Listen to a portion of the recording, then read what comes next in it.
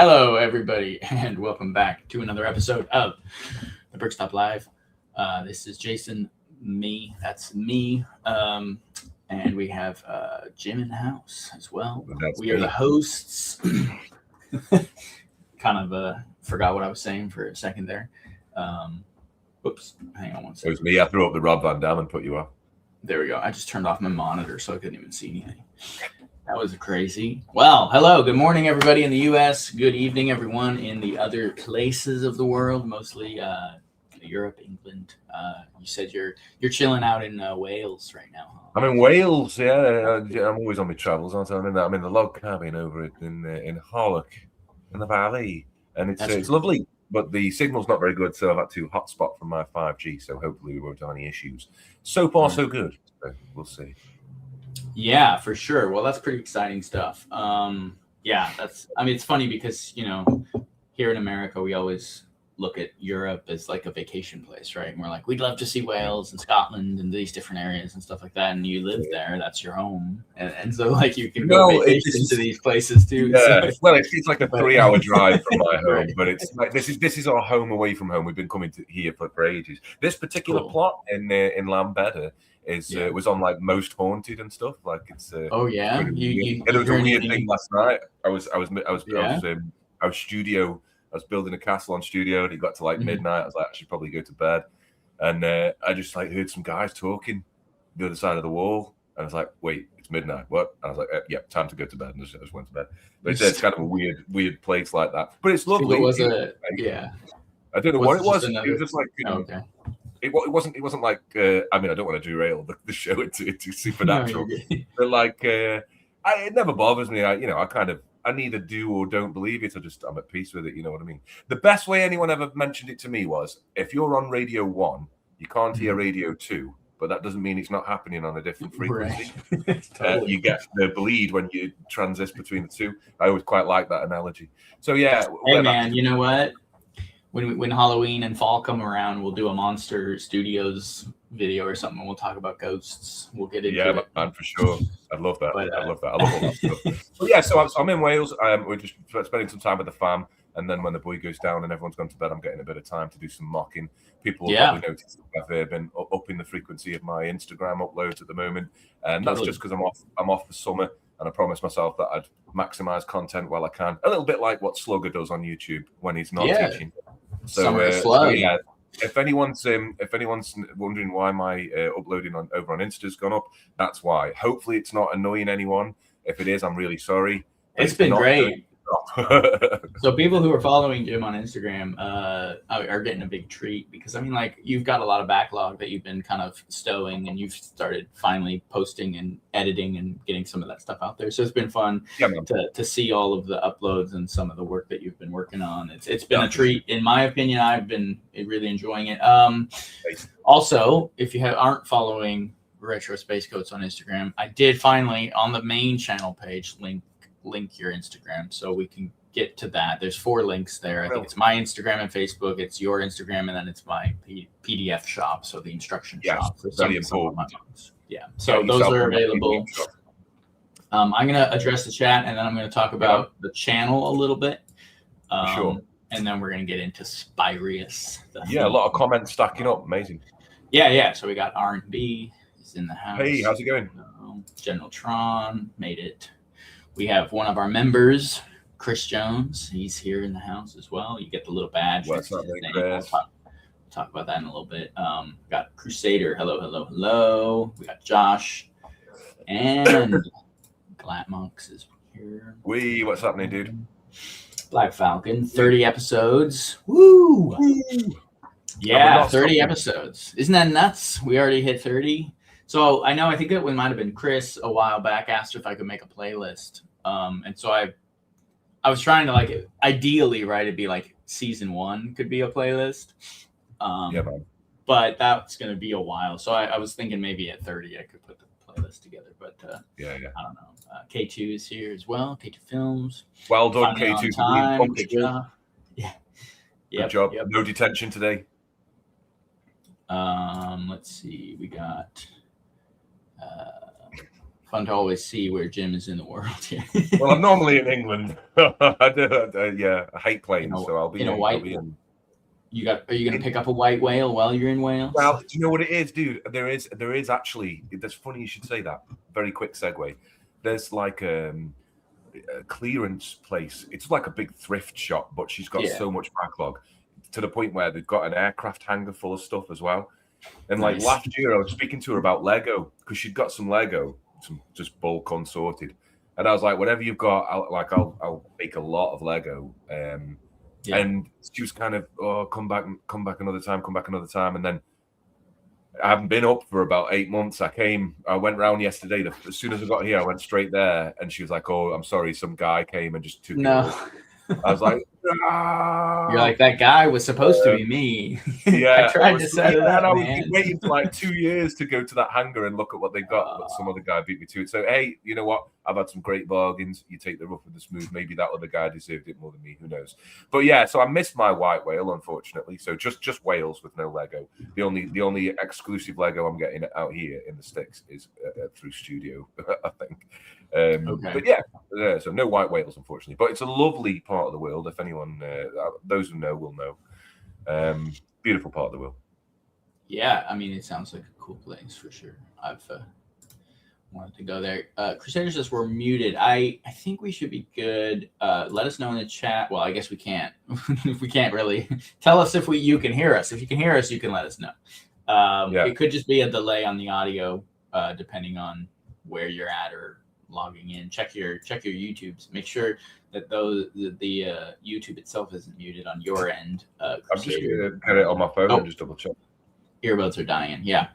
Yeah, it's you never know. I appreciate you calling it out though, because we need people to know that so we can fix it if it's on our end. So if you want to read this comment, I'm gonna scroll down here. Then Doc 1967, where all the good music was made, says, "Hi all from Alberta, Canada."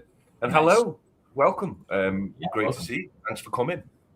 That's awesome. Yeah, K2 signal not good. Must be Spyrius. We're getting hacked again. If it's not Blacktron, it's Spyrius. These guys. Yeah, those two. Spies. Yeah. So I put in a little time into the YouTube channel over the weekend. We added your link. I added up and edited some of the custom emojis. I finalized as much of the monetization as I could. And I put in a little time in the description to this video. So if you read it, I thought I did a pretty good job with the description of the Spyrius crew here. I will pull this up. So listen, so we have members are available now. We got super chats, donations, super gifts, all of that stuff should be live and available and viewable on the watchers side, the people who are in the chat and the people watching these videos.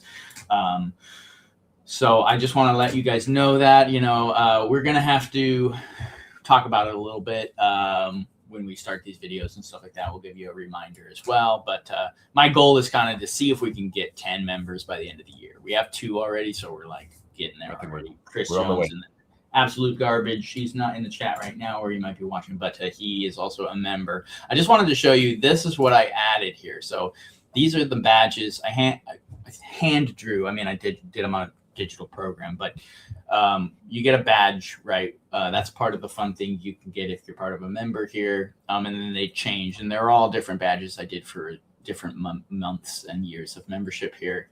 I could use the standard YouTube ones, but they were just stars in different colors. And so I was like, as soon as I saw upload your own image, I was like, I'm just going to draw these and make them actually fun and custom. Amazing. So, and then we have 4 emojis as well. You can drop in the chat. The stairs emoji, because we like all of our stairs here. Unlucky was just kind of like the unlucky armada you have over here with a little skeleton guy, kind of like when you drop a skull in the chat, something's uncomfortable. We can banish people to Fabuland with, I don't remember the name of the elephant in Fabuland. Do you remember? It's like Edward or something. Yeah. And then the yellow castle just for kicks. So those should be emojis that should be able to be dropped in the chat if you're a member. So yeah. That's amazing. What we got going on so far. That's a high... go ahead. Sorry, I was going to say that's a high level of work that you've done on these badges, Jason. That's some creative flow state there to get all that done. Well done, first of all. They look fantastic. So you can see Jason's put a lot of work into this, folks. This is what you're going to be looking at when people are dropping stuff and when you've been a member for a certain amount of time. So yeah, bravo. Well done, mate. That looks great. Appreciate it. Yeah, so these are just some of the little funsy perks. There is also mentioned somewhere that in the perks or whatever of being a member that I potentially will do members only live streams. I'm not even going to bother until we get probably 10 members to start even looking into that. And then once we have 10 members or so, maybe I will start doing private live streams or custom live streams for those people and then post it later. Something. I haven't really looked into it. I don't think we're big enough to really think about that too much. Right now, if you want to buy a membership, it's like $3 a month just to support the channel and be part of that. So that's really all that is for now. So amazing. Yeah, and then as the chat pops off, as we keep getting bigger, as more people jump in here, a sure way to get your comment read is obviously a super chat or something like that. And you're also welcome to do donations or anything you're interested in doing. None of it's compulsory. None of it is.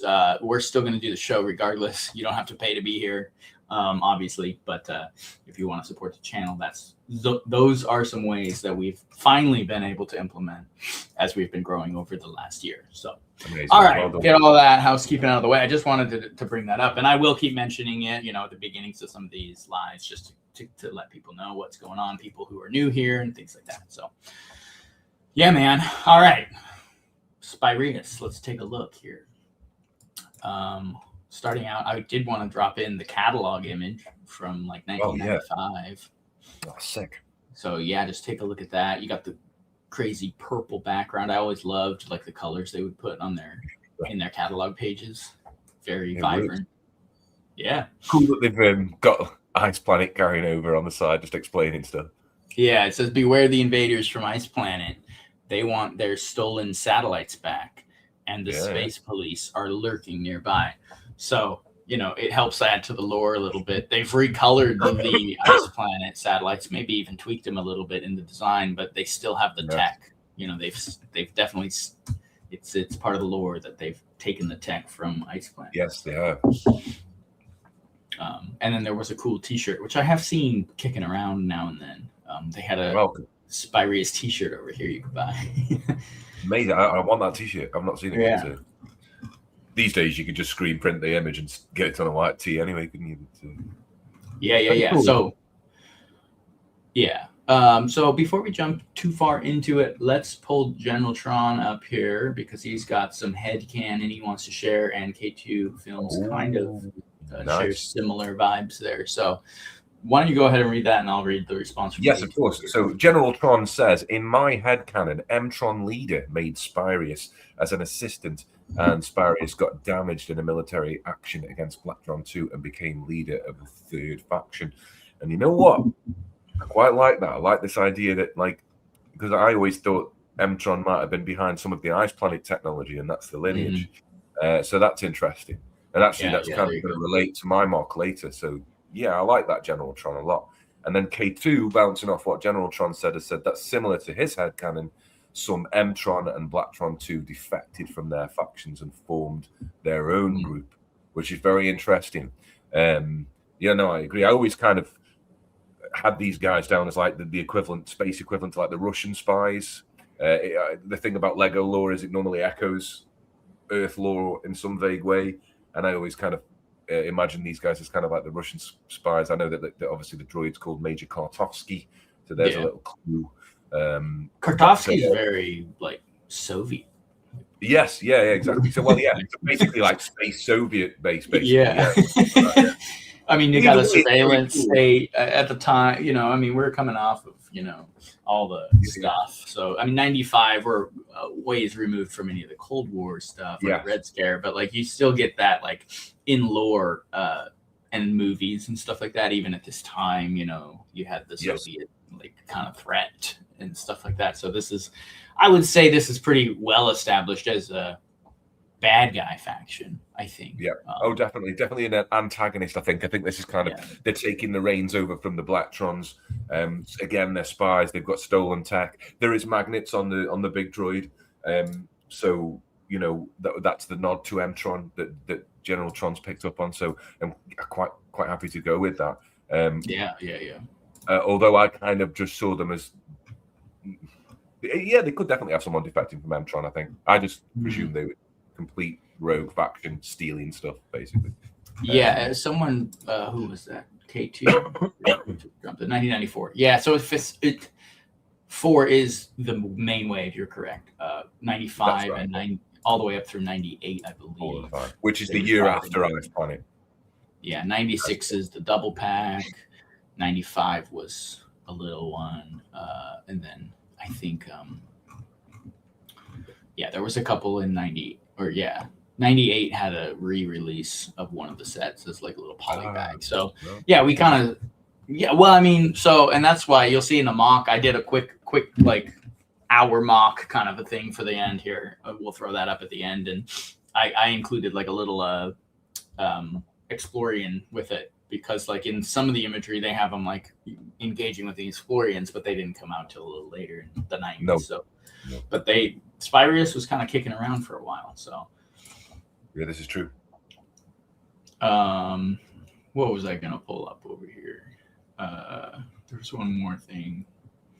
Oh yeah, Chris Jones says we also get to share your collection, right? As a member, definitely that's going to be part of the benefits for sure. Digital collection. Yeah. All right. Unitron was formed to answer Spyrius' threat, but became quickly overwhelmed. Interesting. Yeah, was Unitron first though, or was it Spyrius, or did they drop at the same time? They came to the same time, as far as I'm concerned. They were both at the same time. It's just that we didn't get Unitron in the UK, apart from the monorail set. We didn't get like the Starhawk and the Unitron base and stuff. Right. And I think Josh is onto something. I mean, of course, now we've got Wolftron, thanks to Laura artist, right. but he's saying that he always saw Spyrius as kind of the Wolftron equivalent in space. The Wolf Pack equivalent in space, and I kind of agree with that, Josh. I mean, I think the vibe maybe is similar. As far as like the faction itself, or the theme, I should say, itself it's much more expansive, right? It's got its raised base plate. It's got multiple sets. Wolfpack was such a small blip. Yes, Wolfpack, unfortunately, we never got a raised base, did we? Yeah, I would almost look at it. I'm trying to think. I mean, it is still a kind of a smaller faction, but it's definitely got a feel of Wolfpack for sure. Yeah. And then speaking of Lorem, he is in here. Hey y'all. Check out his Wolftron. He's got links to his store on Go to his store Instagram. And buy some Wolftron. You won't be disappointed. Fantastic quality. Yeah. So check that out as well. We got a couple of shout outs. I'm going to do a shout out next week for I think it's retro card shop. I can't remember the exact name, so I'm going to pull it up. I should pull an image up of it. He's got castle style playing cards that he did art for in all of the classic castle stuff, dude. Yeah. I shared some of his stuff on my page recently. I've seen some of it. Well, the gold cards as well. Yeah. I think he's got foil cards or gold cards. He's doing a castle contest. I'm going to be judging some of that, some of the stuff like that. So you tell a story with the build. Yeah, but. I want to do a shout out for him on the show at some point, talking about his stuff. He did Rock Raider playing cards, and he does all the art himself. And like these castle ones though are like peak. He sent me a deck, and like I'll probably do a video about it, but on Instagram. But dude, I think it's Retrofit Cards or something like that. Retrofit Card Shop. You got to check it out, man. These things are crazy. It's like exactly what I was hoping things would be. Like if you got a classic, a card deck. Lego did a pirate one a while back. Lego's done a couple of card decks. I think they did a Fright Nights card deck once. But dude, his art is crazy. Like it's like exactly how I would hope it would be done, and like all the little call outs and like Easter eggs and the art of the got the Black Knight and the Forest Maiden and all of them, and it's sick. I love that. Shout out to Arn HB. Fantastic. We need like a little like bell or something. We got a new member. Thank you, man. We really appreciate you jumping on there for that. What a That's dude. awesome. What a legend. Will he ship to the UK? Oh, you're talking about Laura Martis. I think he's planning to get something sorted for that. At the moment, no. I think at the moment, no. But he is looking into it. As far as I'm aware, maybe that's changed. I don't know about. Yeah, I think he was talking to me. Yeah, no minifigs on the contest rules. It is interesting. He did put some pretty heavy parameters on the castle building contest rule. I think he wanted to focus really on like storytelling. He even allowed he allowed like mixed medium some of it, so it's like Lego with other things can be done. But like he wanted to keep the minifigs out for certain reasons.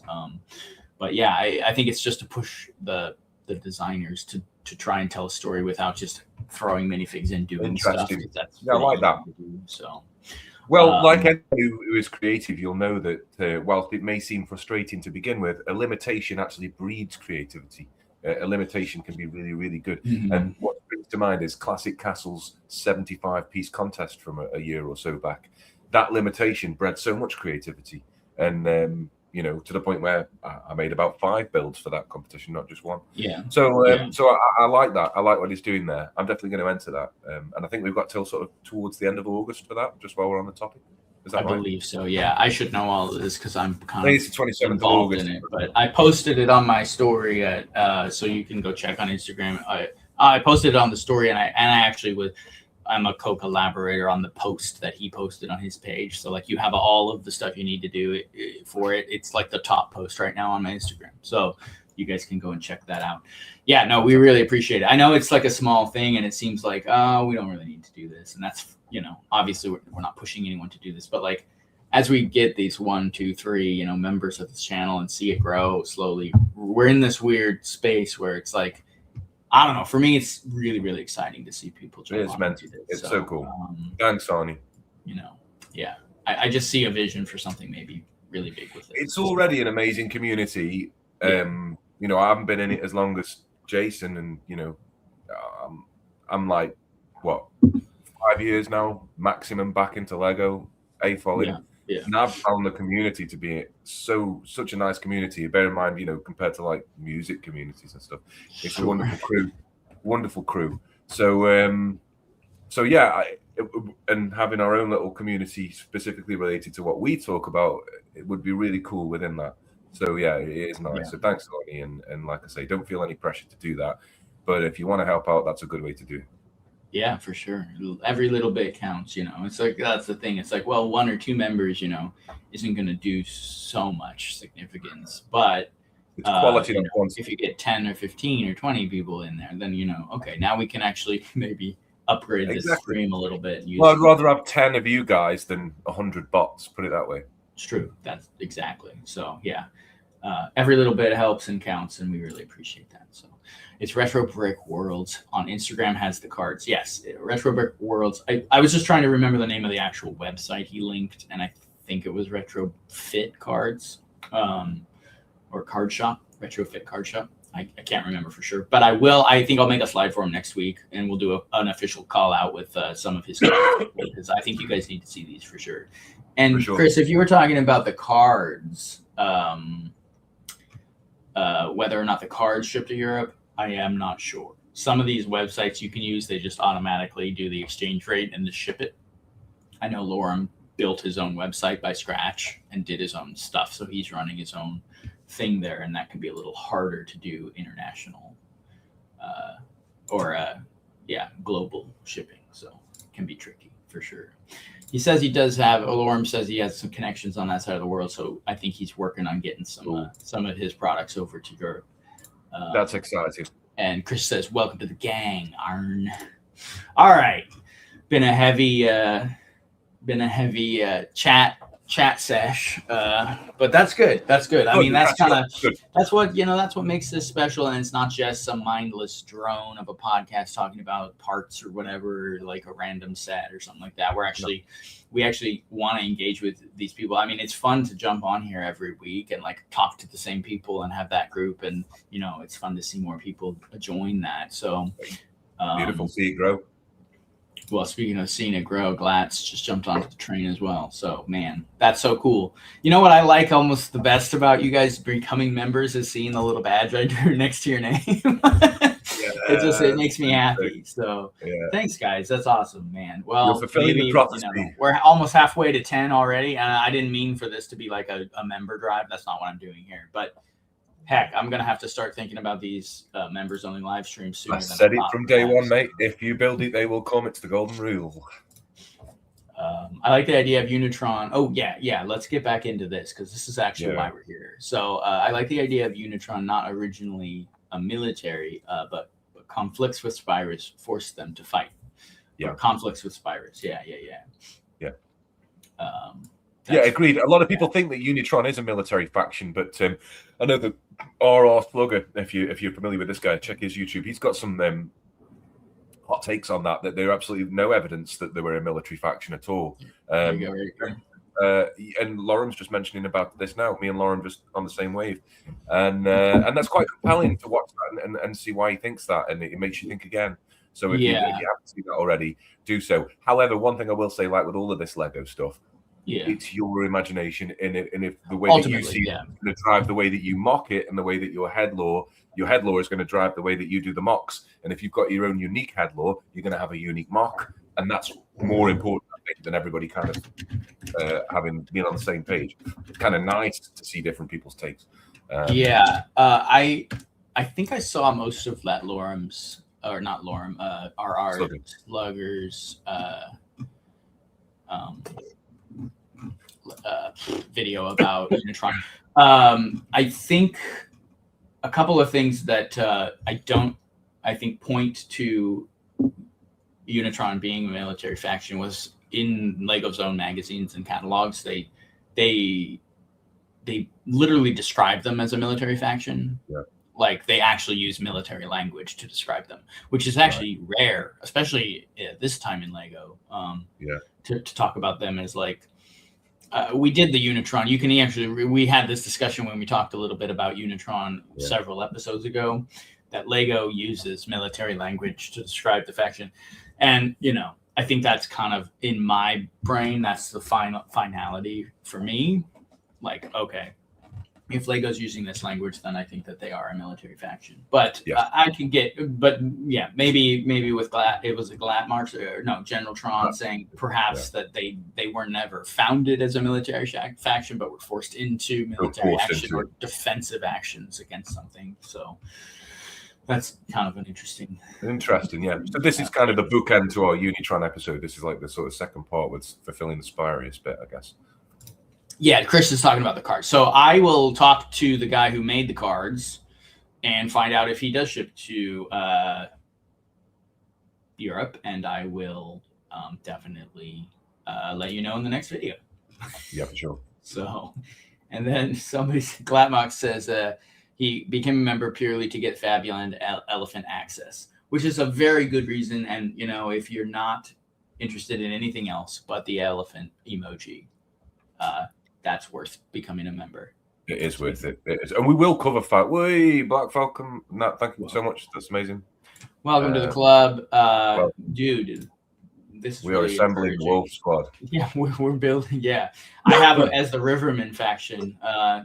That's the only membership tier right now is the Riverman, just because that was my big custom castle faction that I created. But I like that. We're assembling. What did you say? We're assembling the wolf pack, but assembling the rivers.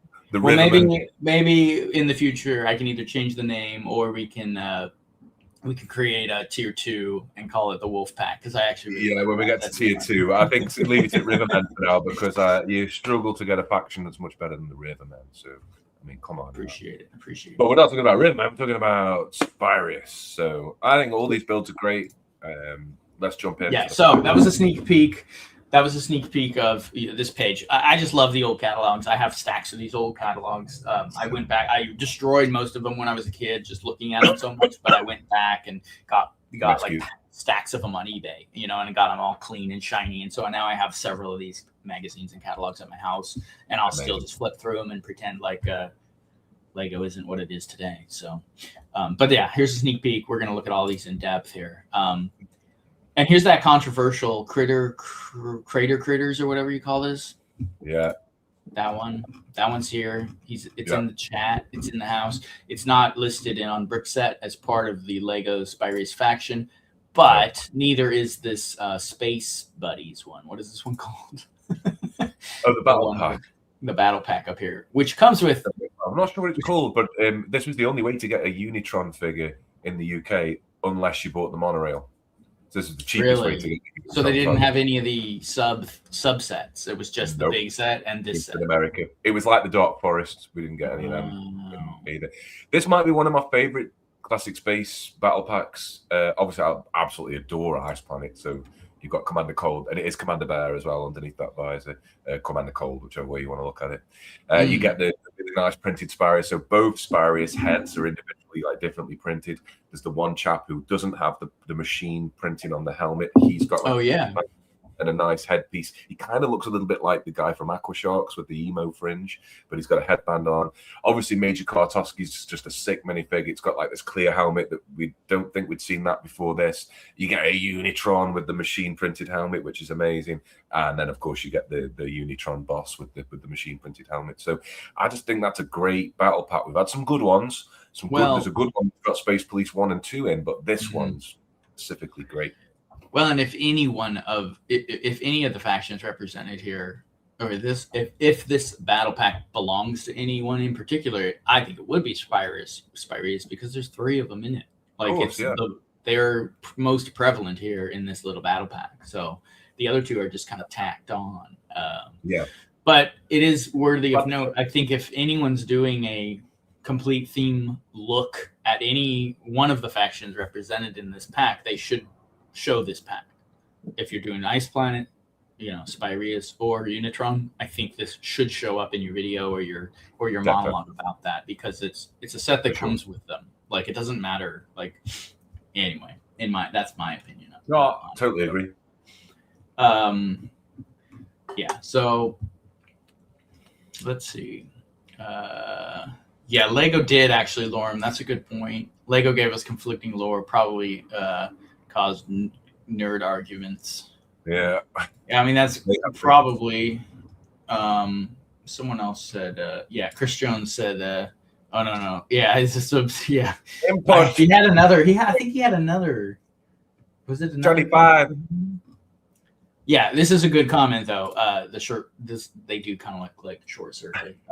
These little robots that crater critters or crater crawlers. What are they? Yeah, crater critters. Someone just mentioned Lego didn't have a lore keeper. K2 Films. They just didn't have a lore keeper. They did need one, and they probably had like some spreadsheets and things to keep. They were mostly consistent in most of it. Yeah, but when they got into them, go ahead. No, I was going to say, sorry, I didn't mean to cut you off. It's just a lag. I was going to say they didn't do too badly, considering they didn't have any lore.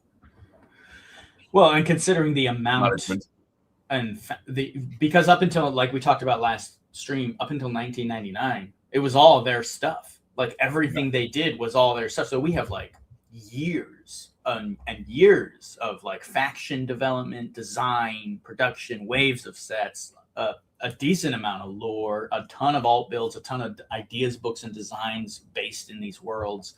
And so like they did a pretty good job keeping things consistent overall. Of course, you have these goofy, weird things where factions have the wrong shields, or they're called the Black Knights, but they're actually the Dragon Masters or whatever, in a one-off booklet or something like that. Yeah.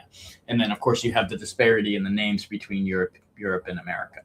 So you have, whole factions weren't like Black Falcon. I don't think ever was an official term for the Black Falcons until later, after fans just kept calling it that, or something along those lines. Right. So they were called like the Gray Castles or the Guardians of the Gray Castle or something like that in certain lore. So, yeah, an official lore book would be nice, though, to kind of straighten out the record. The problem is you'd need one for each like theme. You'd need one for space. You'd need one for castle. You'd need one for pirates. That would be epic. Can you imagine a series of books like that? Like the way all of the diplomatic, Woodhouse was actually friends with these groups. This was his enemy. Like, King Kahuka was allied with the Armada. If that's going to happen, one of us is going to have to do it because Lego. I guess, yeah. If that's happening. That's coming from one of us, not The Lego. problem is, I did one for Classic Castle, and I got like 4 chapters in, and you're not going to be able to do something like that without really just adding your own headcanon.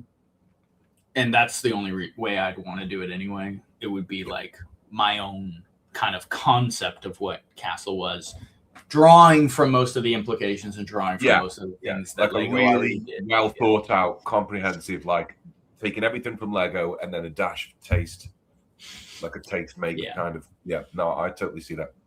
So anyway, not that I have time or we're going to be able to really put that together anytime soon.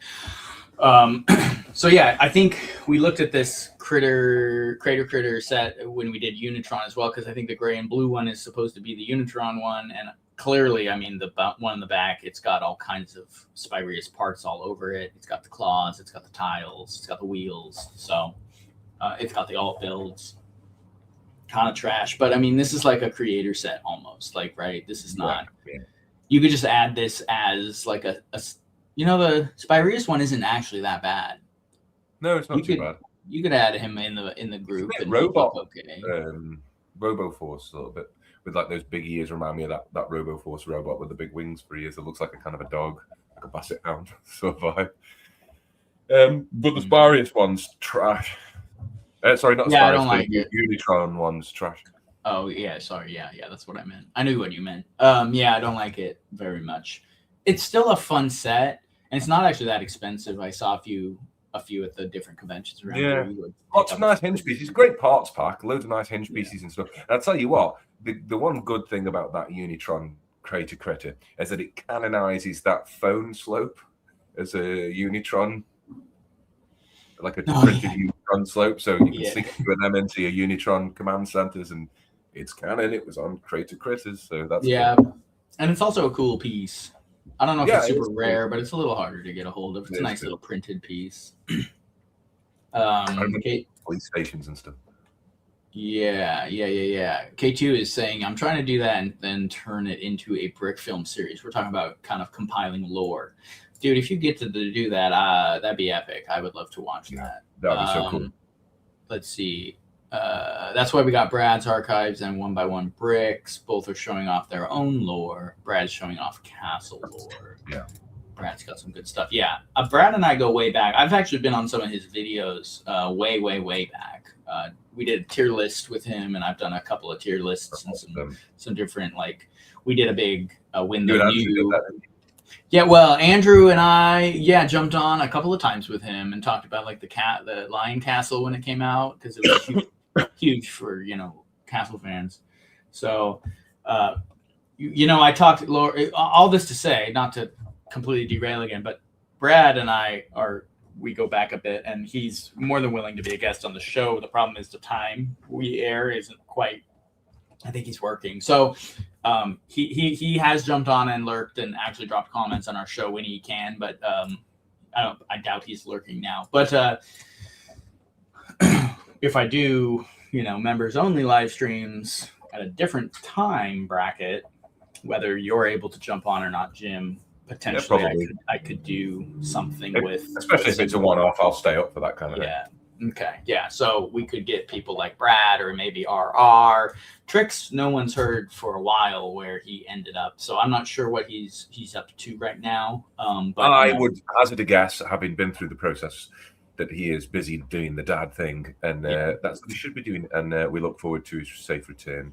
But until then, all that to say, people like that. I mean, we'll be looking at having more guests, and Jordan as well. We had him on while you were off. Yeah. So man. Definitely things to look forward to as we come down the pipeline here. So this little, what is this, 1954 set also was also was 1714 and 3013. So it was known as Surveillance Scooter and Space Jet.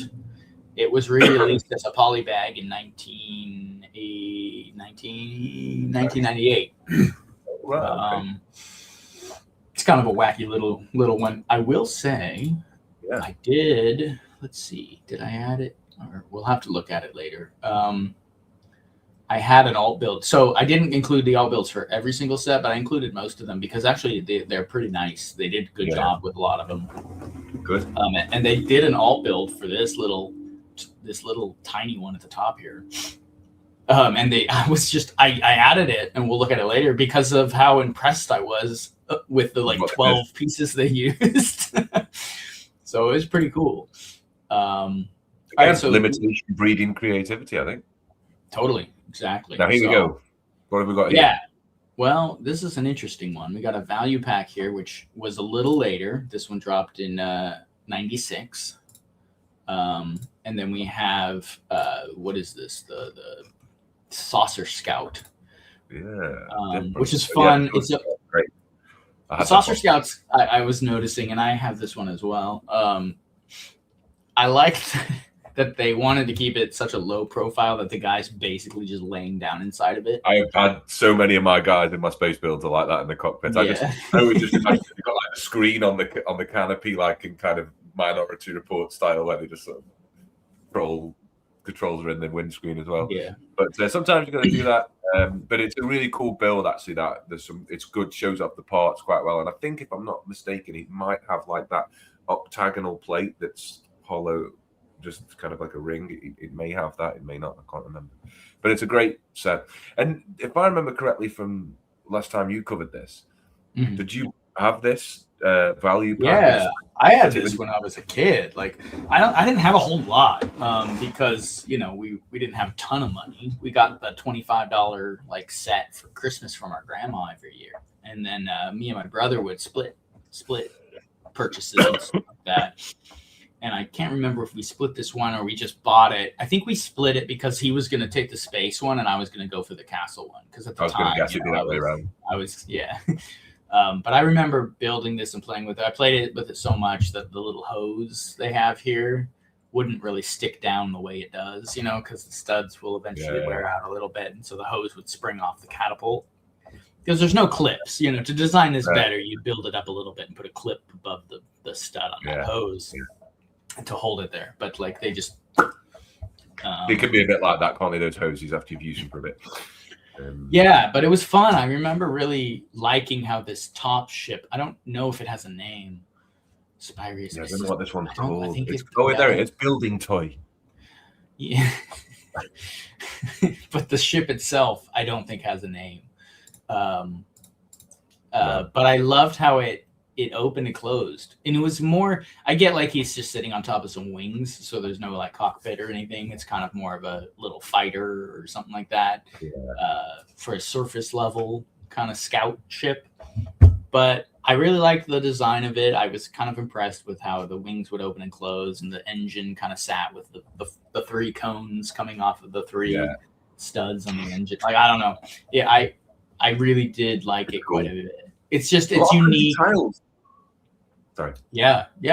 No, but you go for it. I was going to say, like, it's unusual. You get two of the 1x2s and one of the 2x2s, which is good. Yeah. It's another great value pack, really, this one. I'm not so much for the Spyrius build as I am, like, that Royal Knights build. You could just join into your Royal Knights castles style armor as they're ready to go. The Spyrius build, I see this just more of a Spyrius parts pack because I'm not a big fan of that build. But some fantastic parts out of them. So it does look a little more Spyrius once it's closed because it's got more of a circular or rounded shape. I mean, if you think about it compared to this thing, so it closes in that way. Unless they had I don't think either of these ships are going off planet. Like these are like little speeders, basically, your equivalent, right? So that's where I give it a pass for sure.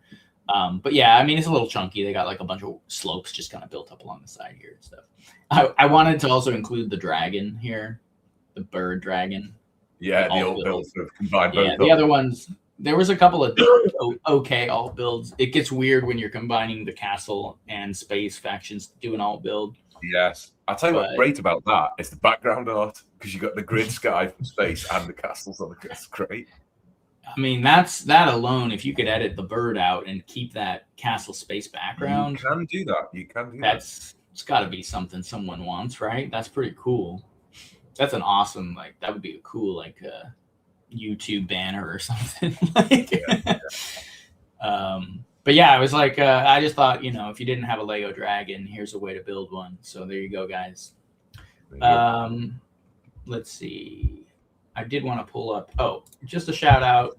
K2 does have a short Blacktron versus Space Police series already with some headcanon mixed in there. So go check out his channel. Go and look at that. That'd be kind of fun to watch for sure. The saucer one, I remember getting home and opening it. It was goofy as a kid, but a ton of fun parts too. Yeah. It is. We hadn't had anything like it before. We hadn't ever had the saucer before. So everything we'd got before then was more like kind of the Supernova 2 from Blacktron 2. This is the first time we had like a saucer, as I understand. So that's what I like about it. Yeah. And Lauren's now saying, so wait, does this spin? Hilarious if it does. Now it's either that, but if you look in the art in the beginning page, it looks like it's going forward. So I wonder whether it does just go forward, but then those other thrusters push it from one side. Here. Yeah, can you see? It's kind of, if you look at the way he's positioned in the cockpit, it's going forward, same as the big one, but maybe those other boosters can quickly jolt it to one side to avoid an asteroid or something. Who knows? Well, you've seen all those like unidentified. What do they call them now? They used to call them UFOs. Now they call them something else. UAP. I don't know. Yeah, CFOs. No. If you own a Bricks and Minifigs, maybe. Yeah, so they call them, is it AUP? Is that correct? AUPs. So where I'm from, that just means hello. Hey up. That just means hello. Anyway, we got UAP. That probably unidentified something. Alien predator. There you go. UAP. Unidentified aerial projectile. I don't know what it means. UFO is unidentified flying object. Unidentified aerial phenomenon, right? Because some of them aren't. Yeah, they don't necessarily look like ships. They're just weird things we see in the sky. All that to say, a lot of these videos, especially the military ones from like fighter jets and stuff, they see these things and they're doing like right angle turns at like crazy Mach like speeds and stuff like that. That makes sense for something like this with these jets on the sides like that to be able to do these like erratic movements. For sure. So yeah, definitely overanalyze that, but here we are. You know what would have been really cool and might be a very awesome reimagining of Saucer Scout is if the cockpit and the bottom of it stayed and it spun like a fidget spinner. Oh, spun around. That would be cool. So he gets in and it like, and it makes like a saucer because it looked like a saucer because it's spinning, I don't know. That would be cool. It doesn't do that, but no, it doesn't, but it would be cool if it does. I do kind of imagine it spinning though. Like I'm on Lorem's wavelength with that one for sure. For sure. So, dude, I'm just very quickly. I'm starting to get a little bit laggy. I'm just going to do what I did last time and just very quickly jump out and back in again. Is that all right? I saw a little lag. You seem fine still, but if you am I okay your side? Oh, I'll say if it's okay then. As long as we don't have you're breaking up for me. Got it. I think should look okay on the final. Stick with it and see how we go. That's You're fine on my end. That's fine. I'll trust your judgment. If you feel the audio is delayed, that's the only time it really starts to get useless. Is if the audio is so delayed that we're like talking over each other the whole time. That's fine. It just started going a little bit, but now it's gone okay. So we'll stick with it. Sorry. Okay. No. You're good. We got to make sure we're trying to. Now we have some paying members. We got to get the quality right. Like we got to keep this going. Lorem said earlier as well he would be willing to jump on as a guest. So I don't know where the comment went, but I did see it, Lorem, and yes, I will. I would. I'd love to have a bunch of people on. I don't know if Old Bones is the kind of guy that's going to want to jump on live, but I'd love to go over. I mean, I only showed like 4 or 5 of his sets. He's got like 20 or 30. Or maybe less, but like he's building. He just did this insane Armada one. Like, I would love to have him on. Lorem, we could talk about your Wolftron. Like, we could do a classic factions chat or custom factions chat where you come on and talk about Wolftron. I'll talk about Riverman. We could do, or any of the other ones to that we have that we could talk about. The druids. I want to talk about the druids. That was the one I did like a year or two ago, and people kind of it's it's buried in the Instagram now. But I want to talk about my druid faction. I think that was one of my favorite ones. Like, anyway. Well, I think what you should do is make a new druid mock, and when you release that mock, we'll talk about it around that time. That would be good. But hey, that's just not. Yeah, well, or maybe I'll wait till. That's just selfish because I'd love to see more druid mocks because it's so great. It's a fun one. That was one of the easiest, not to talk about completely different faction and a completely different topic, but that was one of the easiest ones for me to create sets in. They just were turning out. Like, I didn't almost have to think to design them. It was wild. Like, they just happened. So it was really cool. Very natural flow. Thanks, man. Druids are awesome faction. I appreciate that. They are. Yeah, Josh, he showed me a couple of mocks he's been working on with the Wolftron stuff. He's been having fun with. He sent me one. It was really cool parts use as well, like getting curbs involved and stuff. I really liked it. The Alien Conquest, yeah, dude. See, and that's where I'm willing. Like, once we've kind of put all this vintage stuff mostly in a bag and kind of talked about it, well, we might switch the show up a little bit and like either do more modern factions, Atlantis, Alien Conquest, Power Miners. Like, we did that with the old show too, me and Andrew. But like, there's also things where we can relook at themes as a whole. So instead of just Black Knights, we'll look at all of Castle and like compare and contrast factions or something like that. Right. So there's a lot of stuff coming in the future. You and I have talked a little bit about more options for more shows and stuff. So don't worry, guys. We're not going to run out of stuff to talk about. Oh, no. There's loads. Now more than ever. Yeah, for sure. So here we go. Let's keep moving on through here. I really crammed a lot. I do want to show alt builds too. So let me do that. I'm going to pull up the alt builds for a couple of these. Actually, let's look at these and then we'll look at some alt builds. Nice. Yeah, we did get to look at the alt build for that combo pack though. So these are like the mid-size sets. Or you must say the robot's pretty large set, really. It's one of the bigger ones. Yeah. But I think perhaps is it Saucer Centurion 6939? This one at the bottom. 6939. I believe that's what we're calling. I think that's what it's called, with the double cockpit. Now, this is a really, really, really nice space design. I mean, I'm a massive space fan. For those who don't know, this ship kind of comes apart in the middle. If you look at the 233-degree slopes at the front, you'll see there's a line between the two slopes, and that's because the whole thing kind of pops open, and they dropped this for this 8-wheeled rover from the middle. A little Kartovsky guy, and that's where Major Kartovsky sits. So when the rover is docked, you just see Major Kartovsky in the cockpit alongside his Spyrius counterpart.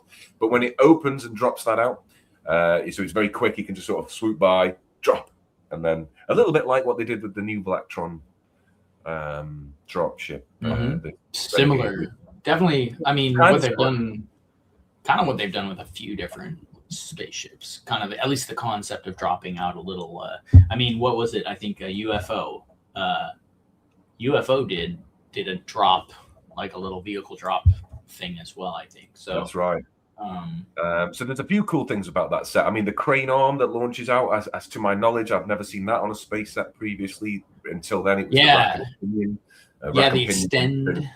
Yeah. So that's cool. And finally, one very cool thing about this Saucer Centurion is that you get 4 of the trans blue antennas. Now, you might be wondering why, of all things, to mention that small detail, but the trans blue antenna is probably the rarest one, second to maybe the trans red. Quite hard to get hold of, and when you can find them, they're quite pricey. So if you can get a copy of this set, you get quite a lot of cool parts. It's a great piece of history to have. And it's not super expensive. Space always tends to be a little bit cheaper than Castle and Pirates, I find, in the aftermarket, generally speaking. And it's a cool way to bag yourself 4 really rare trans blue antennas. Or if you are going to buy one, just make sure it's got them with it, because that's sometimes something that can be missing when you yeah, or replaced with like red. Well, if it was replaced with red, it probably wouldn't be that big a deal. But like replaced with like maybe transferring or something. But it's one, and obviously people who know me and have been watching the show for a while know that I don't mind breaking the cardinal sin and going to sort of third-party manufacturers to get those parts and colors that didn't exist or that are super rare. And I would have no issue with ordering 50 of these in trans blue if somebody made them fake, but they don't. Unfortunately, you can't get this color. The only color I've managed to get in fake was trans yellow, trans normal yellow.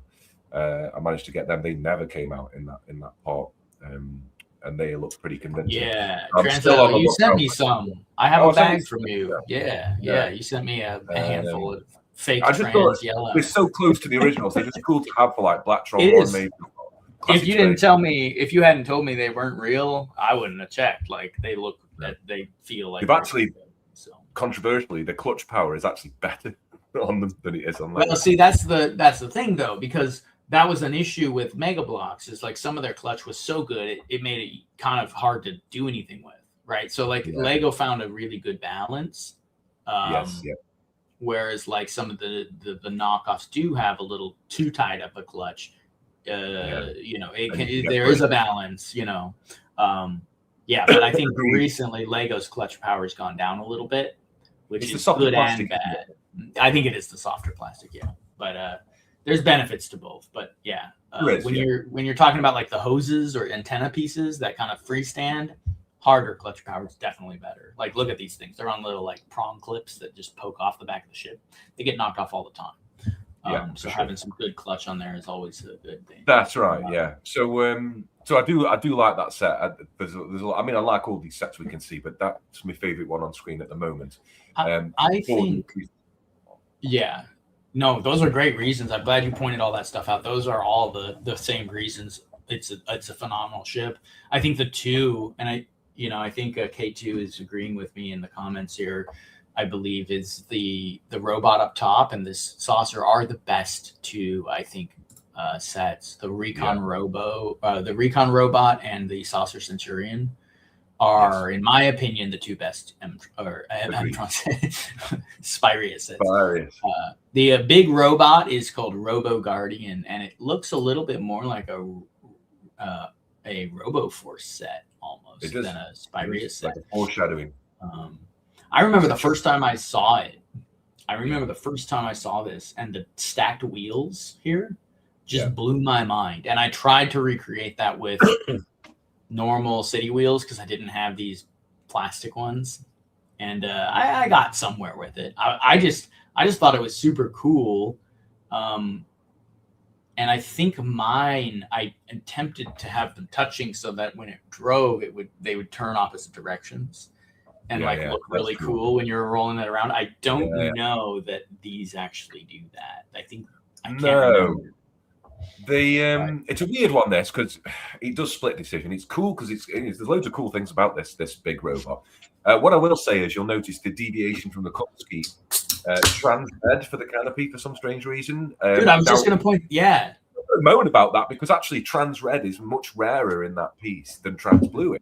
So that's kind of good that it pumps that into circulation. What it does, though, is it kind of brings a lot more trans neon green in than the trans blue, and so your antennas are trans neon green, which we've already got loads of from Blacktron 2. They're not quite as rare as the trans blue, so that's a bit annoying. The printed panel on his belly is really nice. That's quite holographic. The sticker on that is quite shiny. I've got quite a few of those. They look good. There's a lot of good about it. I think you can take the top bit off and fly around in that as well. I think it's the pod also. I think the pod comes out of his back too, so it's like almost like a mobile base or something like that. Like, like a mobile base. Yeah. But on that note, it's just a little bit unstable looking. I mean, if you look at the terrain in front of him, he's about to fall over. He's about to fall over. So that's going to make Unitron's life really easy, unless it's got some sort of anti-fall mechanism. He's a bit screwed.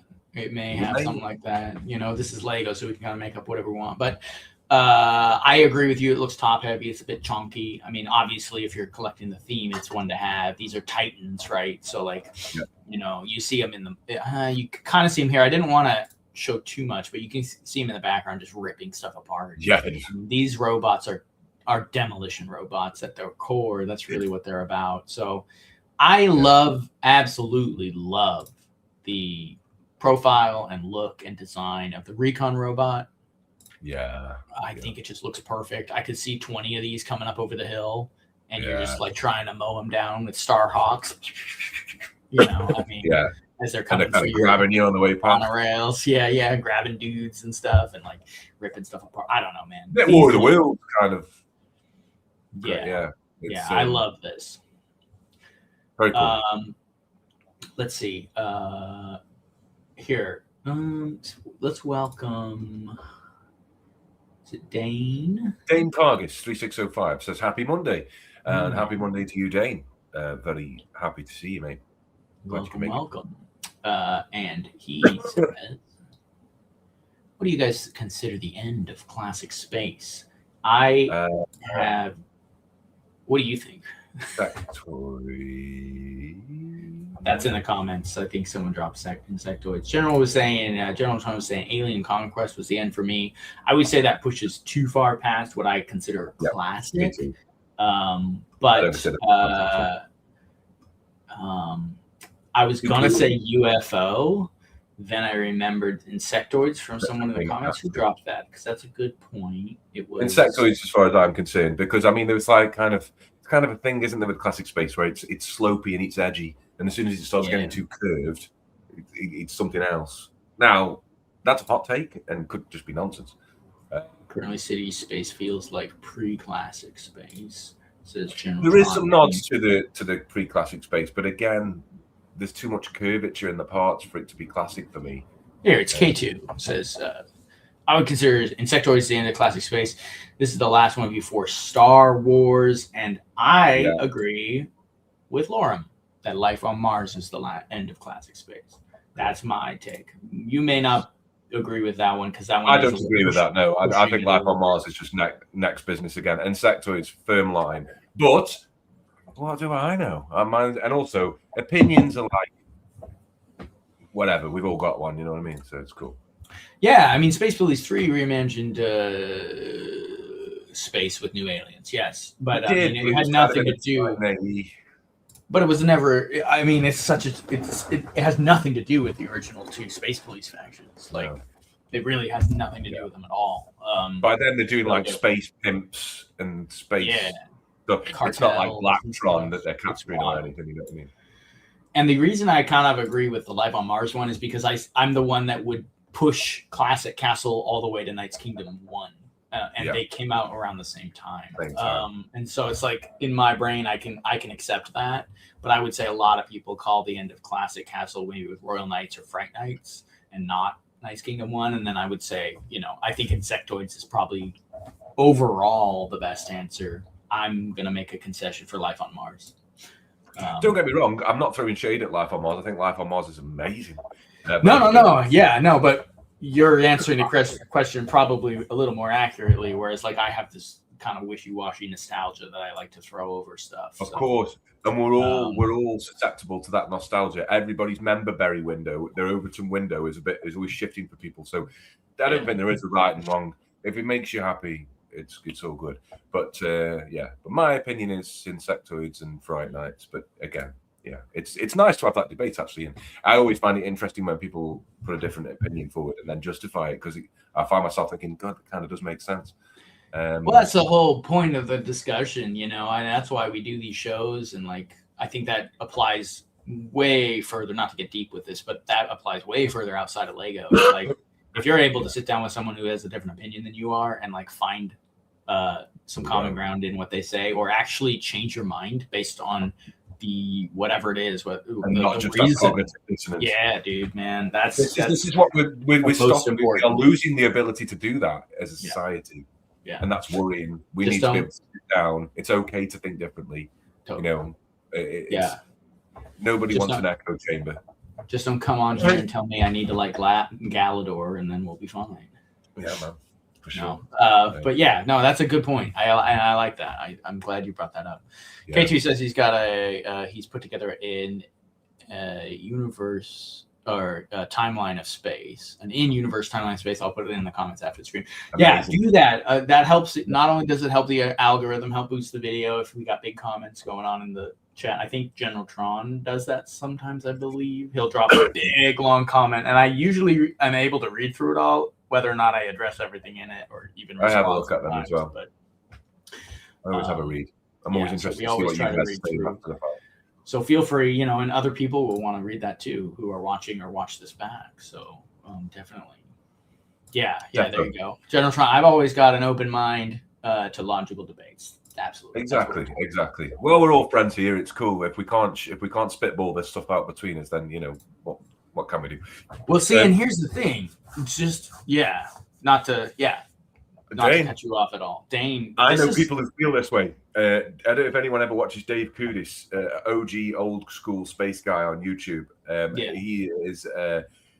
So Dane's take here, mine might be a crazy take, but I think that after Futuron, things got to be a bit crazy.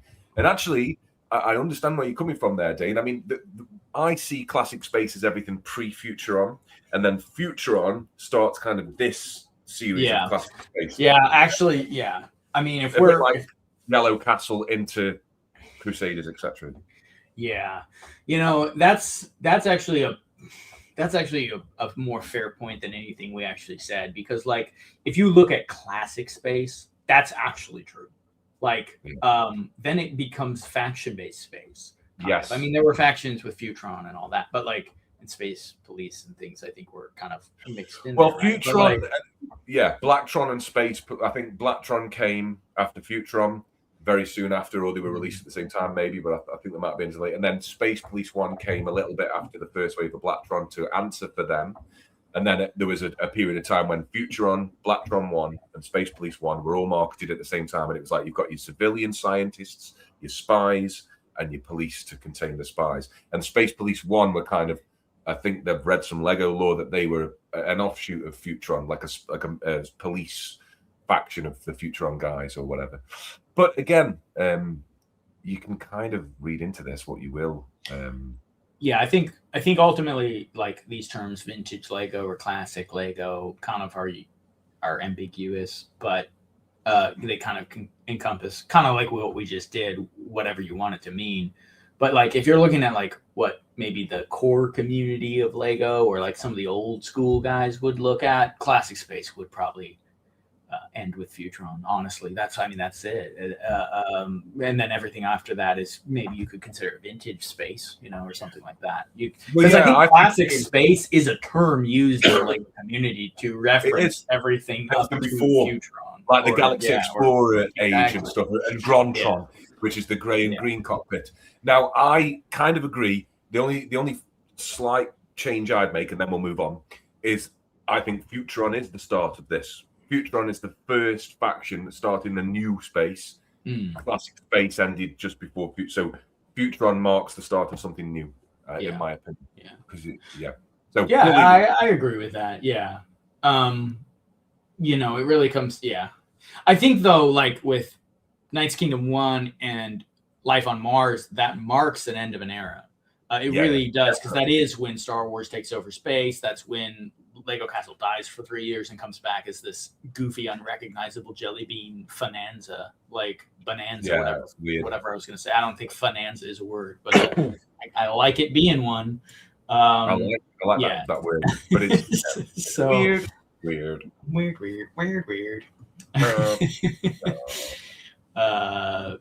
All right, good question. Dane? That was a very. I like that, Dane. I like your thinking, mate. Thanks for jumping in there with that. I'm gonna drop. I think I'm gonna drop an alt build on here, and then we'll drop an alt. You covered what I love about Saucer Centurion, so I don't really need to get into it. The extending arm is epic, though, and really the function. And you see the little arrows on the side that show the thing breaks apart. But it's cool the way they did it, because it only comes apart, I think, one stud's width. Like you can't the ship doesn't rip apart; it just clips open and then clips back. Like epic. I remember seeing this at like my neighbor's house, and I was like, "This might be the best Lego set I've ever seen." Because you can drop it off and pick it up again. You just kind of drop it and then you clamp down and pick it up, like that new Renegade remake. So. Yep, and dual cockpits can't Can't ever argue with a dual cockpit ship like that. It just makes it better. It's just like a catapult. You need two. A Yep. cockpit. You need two. Yep. Let me see here. Let me pull up these now.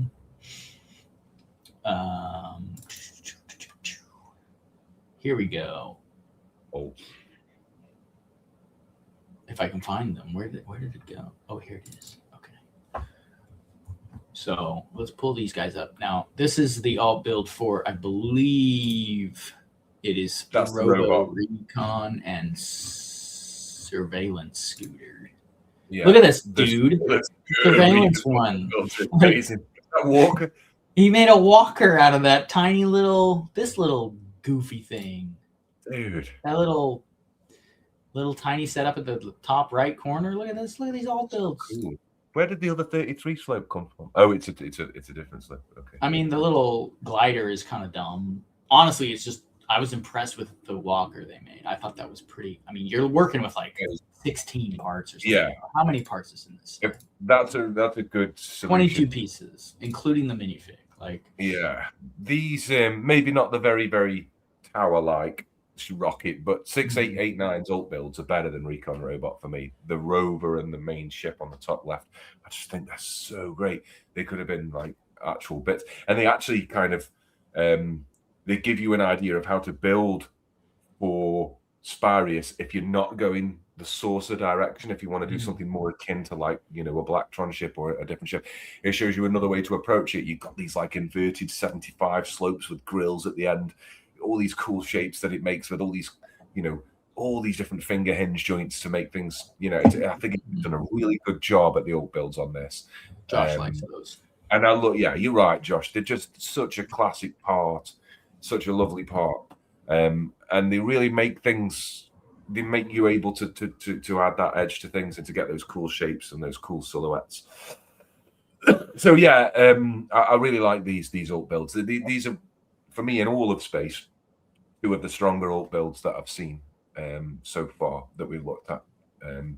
Not so much the rocket one with the wheels at the bottom. That's a bit funky, although impressive in a funky way. But these two, this rover and this craft, these are good alt builds. They could have easily been sets on their own. Definitely the rover. I like that one on the top of the flyer with the, I think you were talking about the finger hinges and everything on it. Yeah. Dude, yeah. I call them prong hinges, but yeah, I think the finger hinge is the correct term. I like the use of the hose. Did you call that out behind his head? I didn't say about the hose yet. And he's clipped cool? to the middle.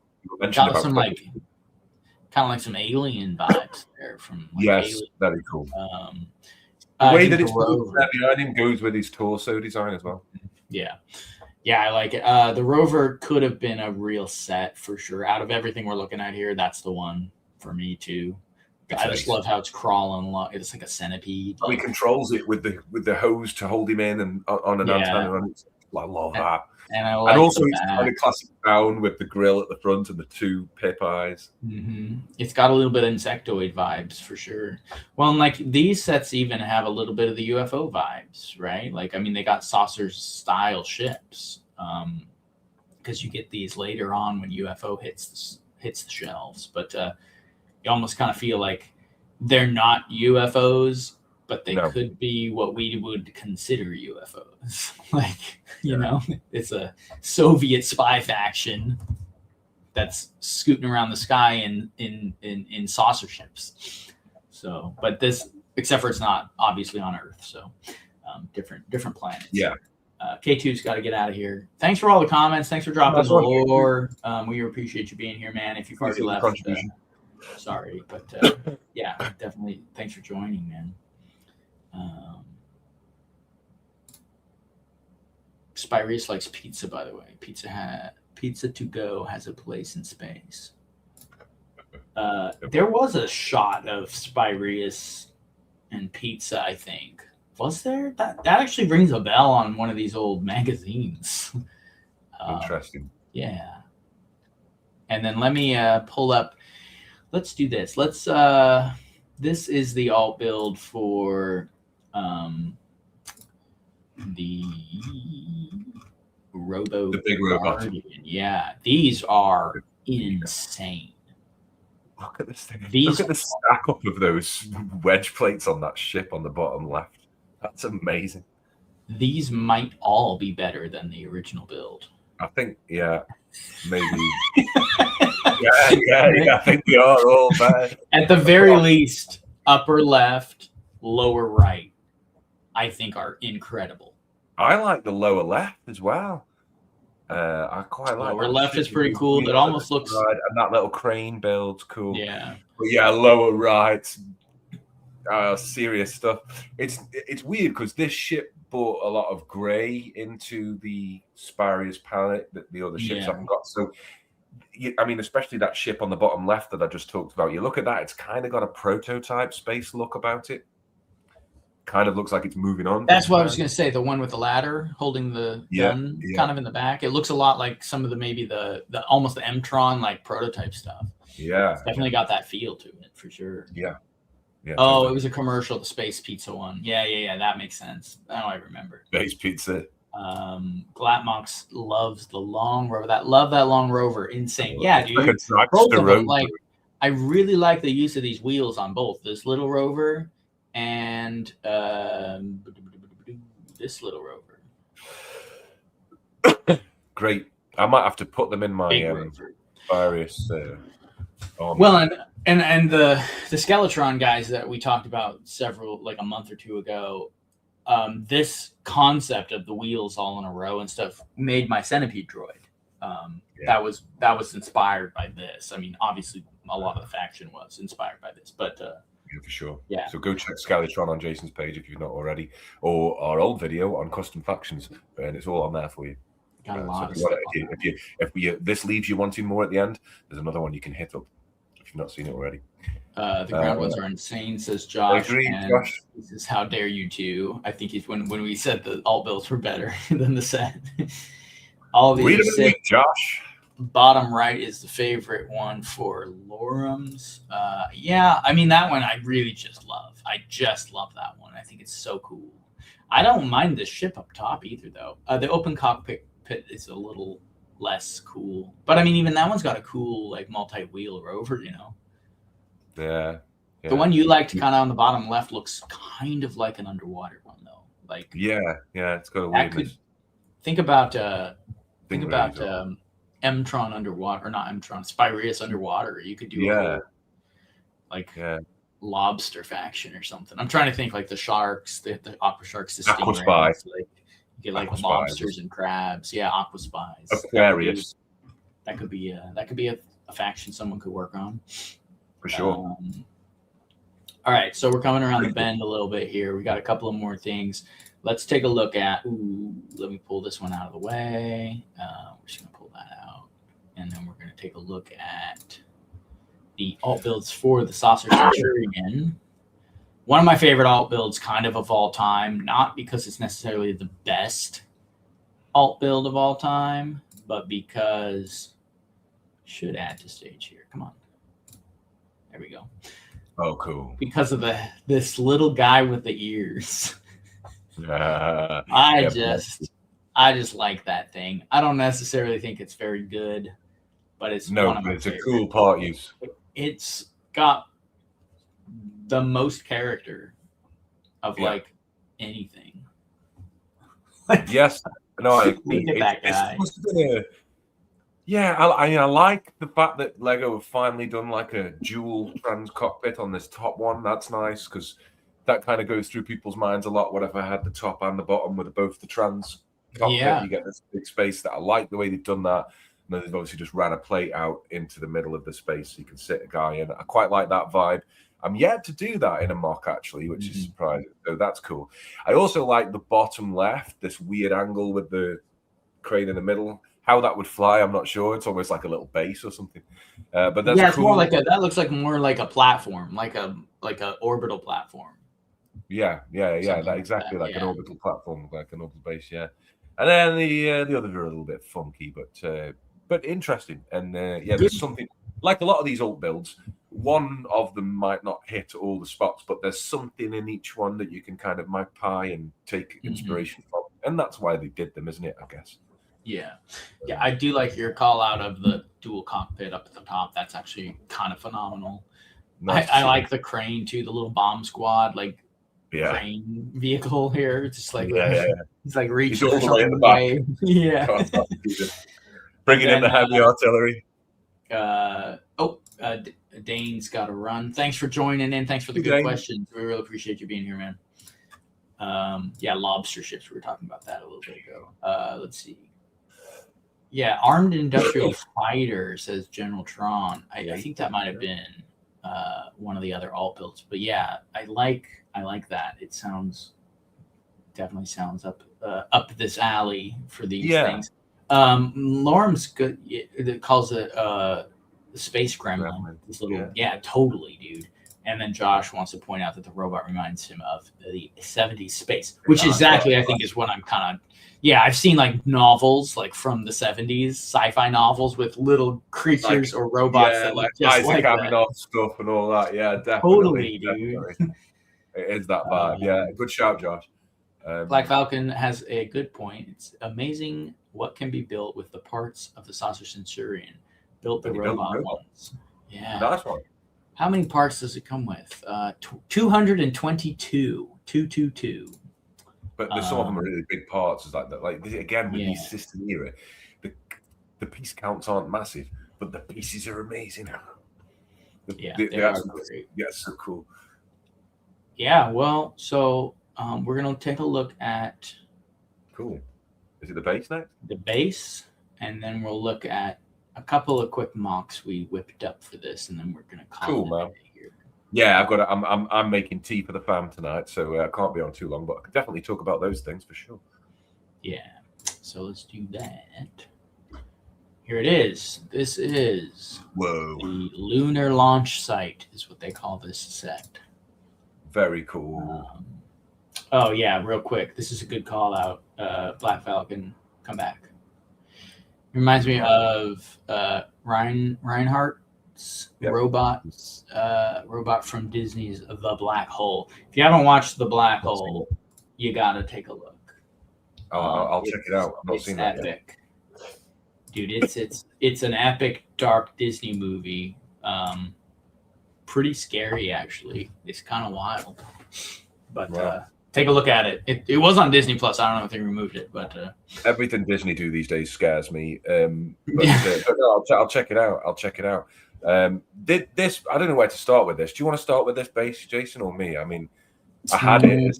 It's a rare one that I actually had. So this is the only one I don't have. So I obviously it's landed maybe not in the white whale category, but it's landed in the I need to get at some point. In the whale. It's a whale for sure. Obviously, the raised moon plate here is cool. Didn't come on too many sets, so you're getting good parts. All these sets have good parts. Yeah, regardless of design, they all have good parts. I think one of the cooler things about this is the opening rock and the mechanism. You slide it; it kind of falls into that lower part. It's very Thunderbirds. Honestly, it's always fun to see the vehicle that comes in a base like this, because that vehicle could easily have been its own little set, the little saucer on the side.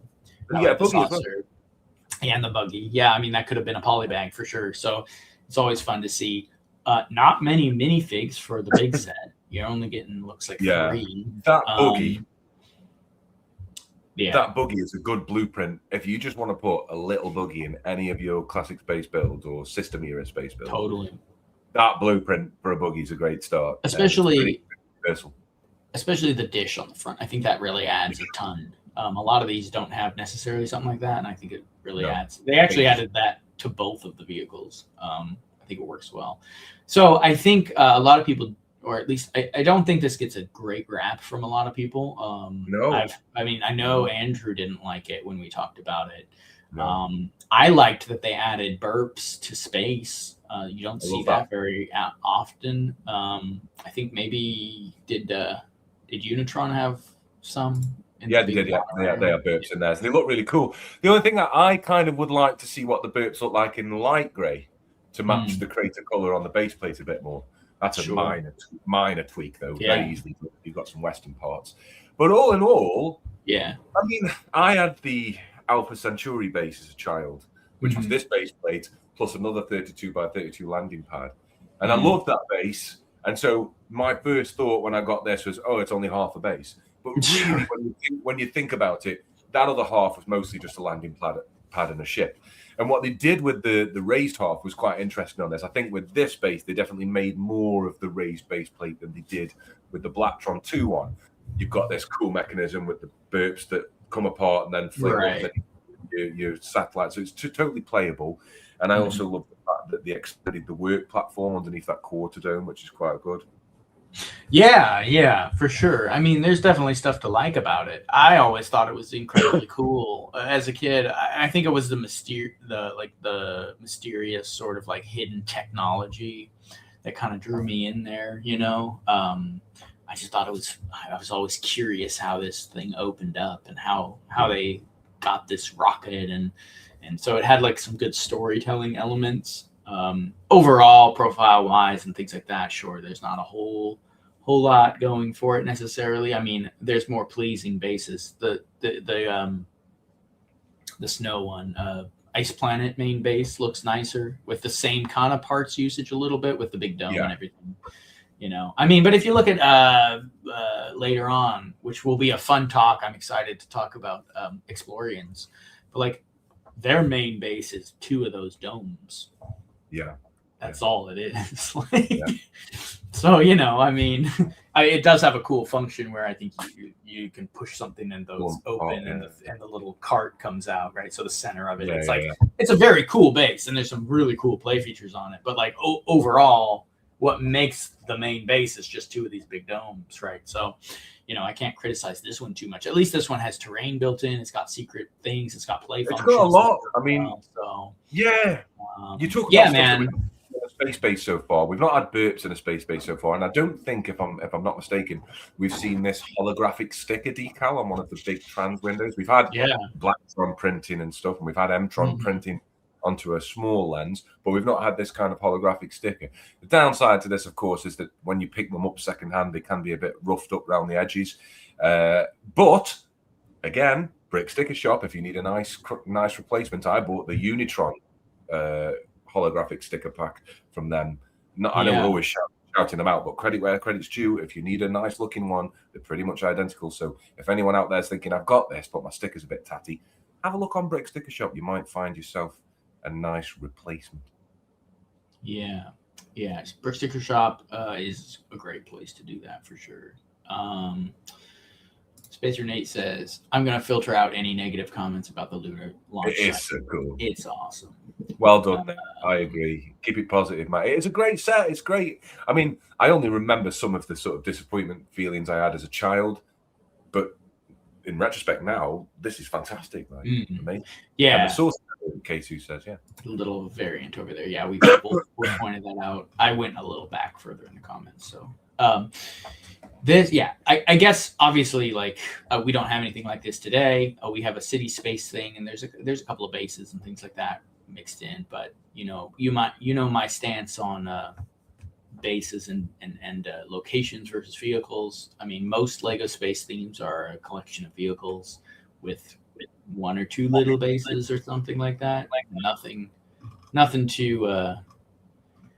too crazy. So getting a big base, because it is a decent size of raised base plate, it's fun to see a location. So I'm all for it, and I'll give it a pass on some of the weaker elements just because I love locations and things like that. So Josh, here's the thing. I'm shocked no one is doing 3D printed base plates or raised base plates. I know. It's vacuum forming, isn't it? I suppose it's hard to get all the studs right and everything.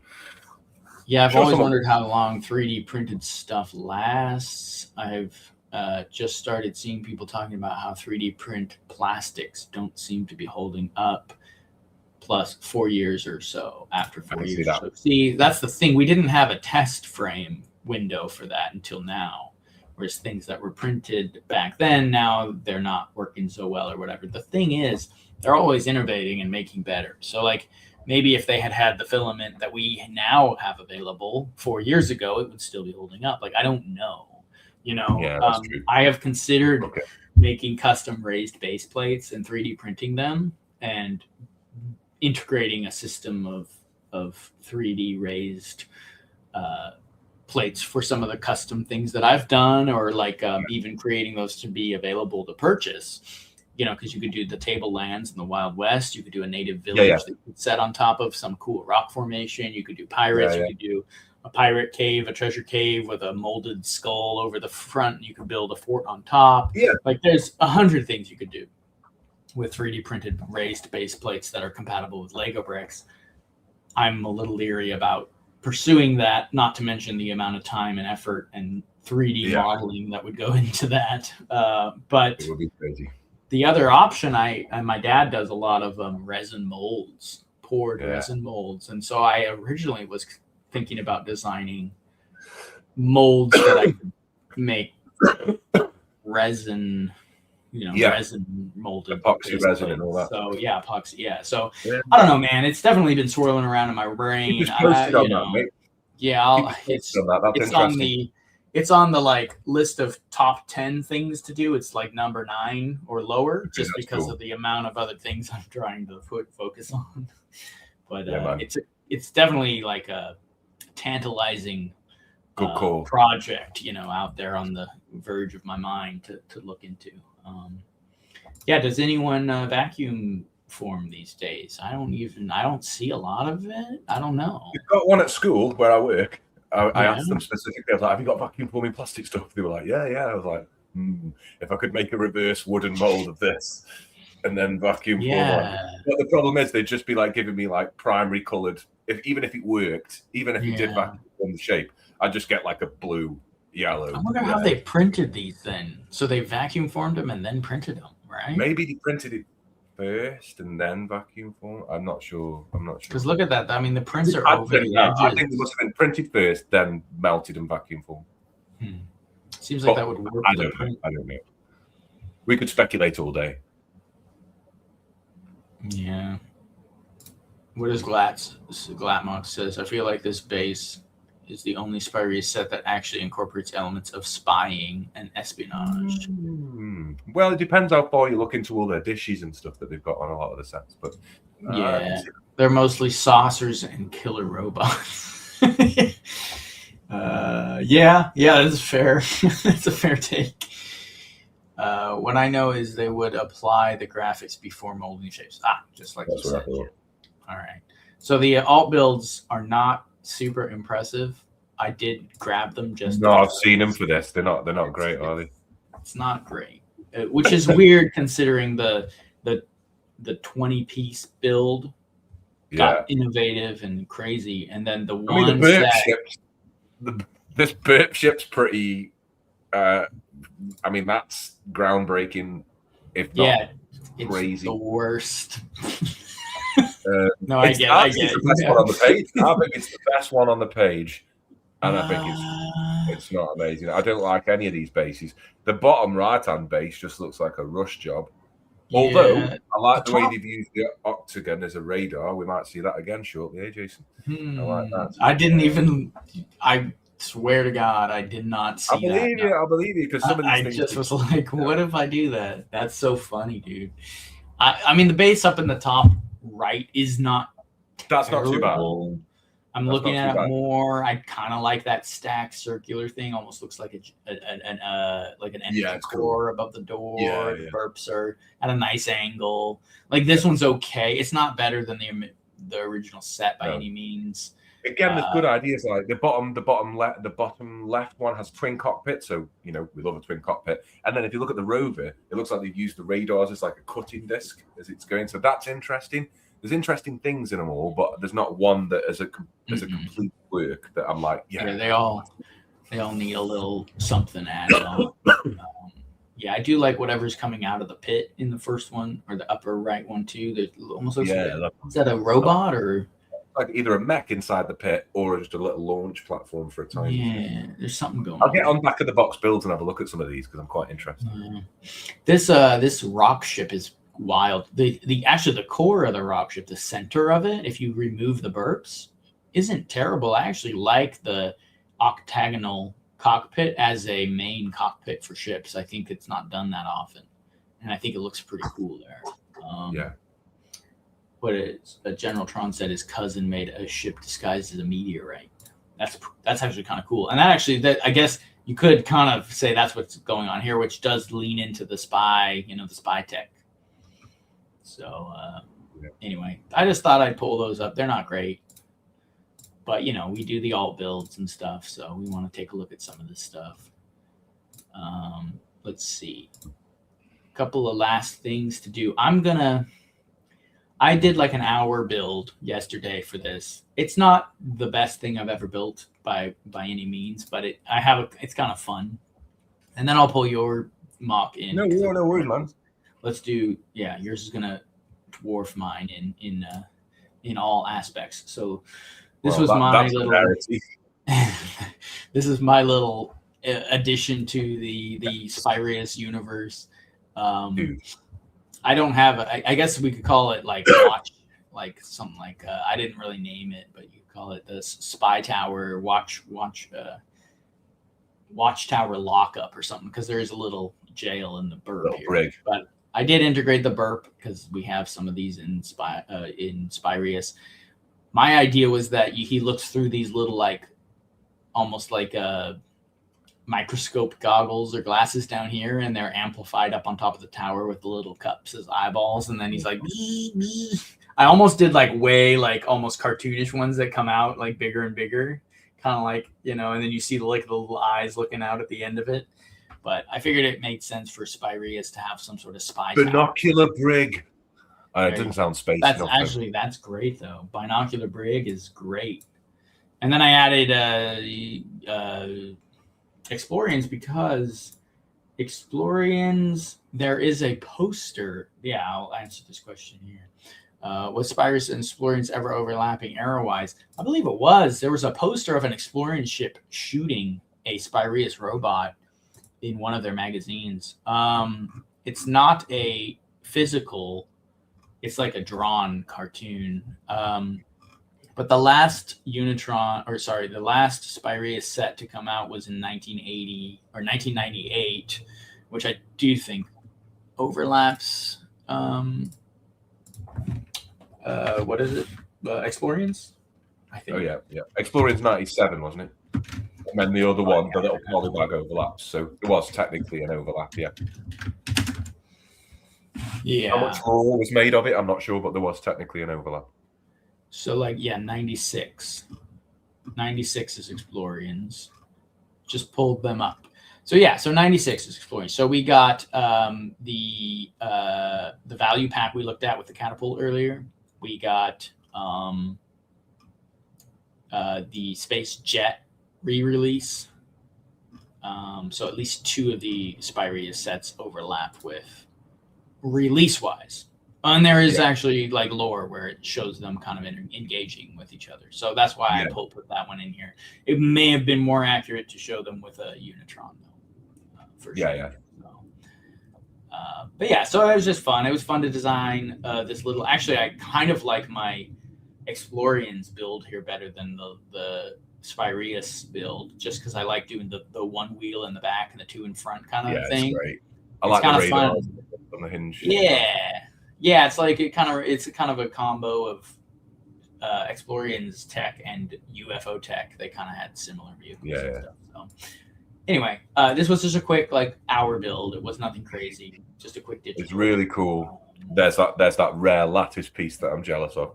Yeah, we always got to throw a couple in there. And I like those black panels around the brig as well. Those are cool. I've got a few of them. They're nice.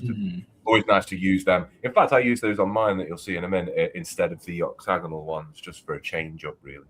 And perfect. I think Unitron used them on one of their rovers that comes with their 32 by 32 base. So I thought, well, if Unitron are using it, we'll bring it into Spyrius, and you've had a similar idea. So that's nice to see.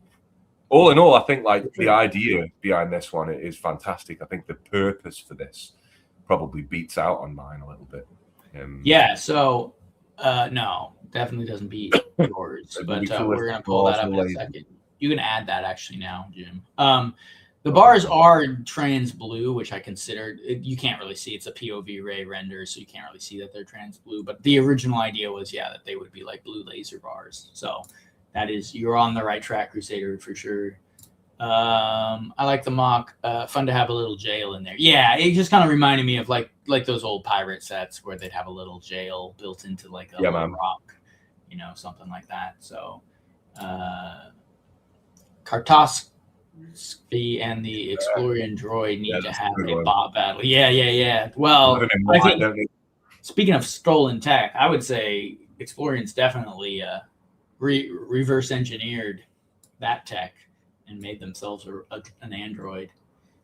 Looks like feels like Spyrius Outback. Yeah, I mean it's honestly got a little bit of the same vibe of my other build for the radio, the Outback radio. I like that. Yeah, it's really cool. I'd build this one. He's talking about Black Falcon's talking about these guys. I think here said not gonna lie, so much more with the base plate for a space base. I agree in principle, but you have to be careful with that because when you think that, and then when you start loading them up, it kind of affects the design. Me and Jason talked about how a few weeks ago populating a 32 by 32 base plate by just using the corners somehow looks more impressive than when you try and fill the whole thing up. It's almost like you have to leave a bit of the base plate to appreciate what's on it. I don't know. There's a bit of a less is more thing that happens there sometimes, but in principle, I understand what you're saying about Falcon. I do. Kartoski and UFO are related. Android is the name of the Explorians one. Andy from UFO. So they all have some connection. Yeah, that's right. And Andy from UFO is there because I forgot UFO, and I think UFO and insectoids both have androids as well. And because if I'm wrong, I think. If I'm not mistaken, the insectoids are a evolution of the UFO. They are. They crash landed on that insectoid. Yeah. So they are Zoltaxans, but they've adapted to the insect world.